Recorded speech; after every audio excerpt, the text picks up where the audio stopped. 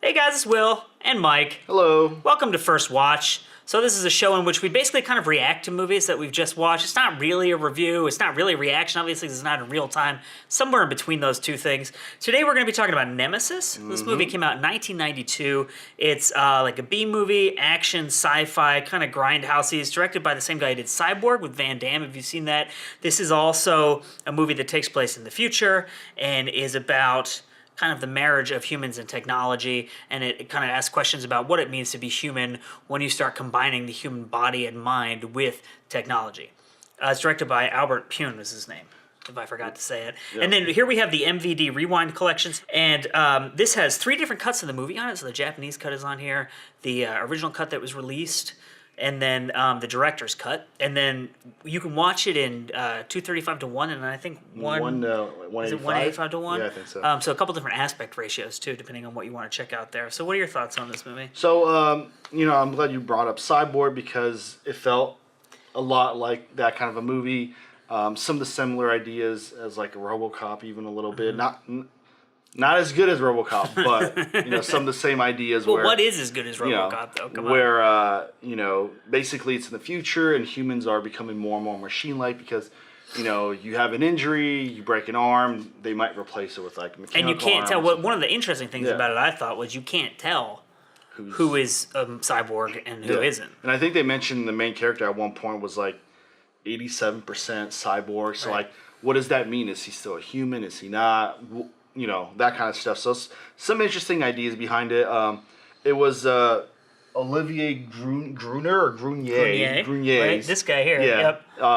I think it was only his second film ever, right? And he's French. Yeah, and they were trying to package him as an action star, kind of similar to Jean-Claude Van Damme, because he actually kind of sounds like him a little bit. And Van Damme was in Cyborg, same director, right? So they were trying to package him. He's not the greatest actor. He's not a greatest actor in the world. He's better at the action scenes than He has a good screen presence. He has a good presence, and I think for a movie like this, that's. But also, more important. he's doing it. It's he's doing a movie in his second language, and it's only his second movie, so he's got a lot of obstacles. So that's like we all love Arnold Schwarzenegger, but like look at the Terminator, which was not his. It was like his 3rd or 4th film, and he has like 4 lines in it. There's a reason for that. He can't talk, right? So as for the movie itself, it was really fun. You could tell that they were working on a budget, but actually, surprisingly, the first third of the movie or so deals with him going after these terrorists and him like coming to terms with who he is and recovering.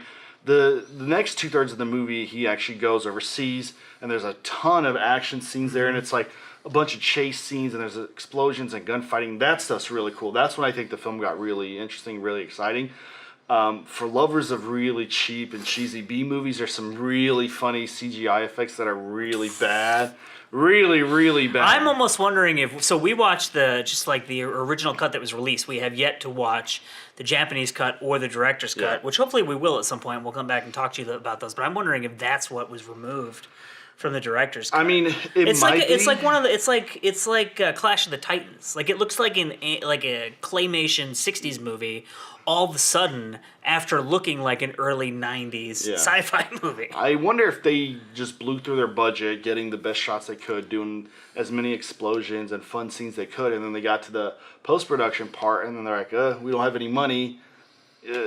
Whatever, just like, let's do something. And like, who doesn't care? Although I will say some directors in this genre and in the B films, they do like that sort of cheap CGI look. And I've read even interviews of some directors who actually prefer, they'll get something back and they'll be like, take it back. It's too realistic. It's too good.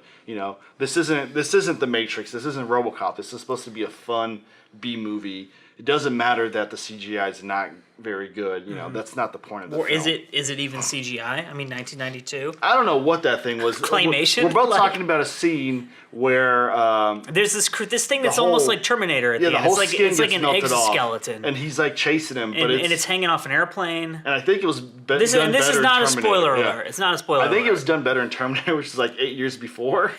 But Terminator probably had a much bigger budget. Too. Yeah.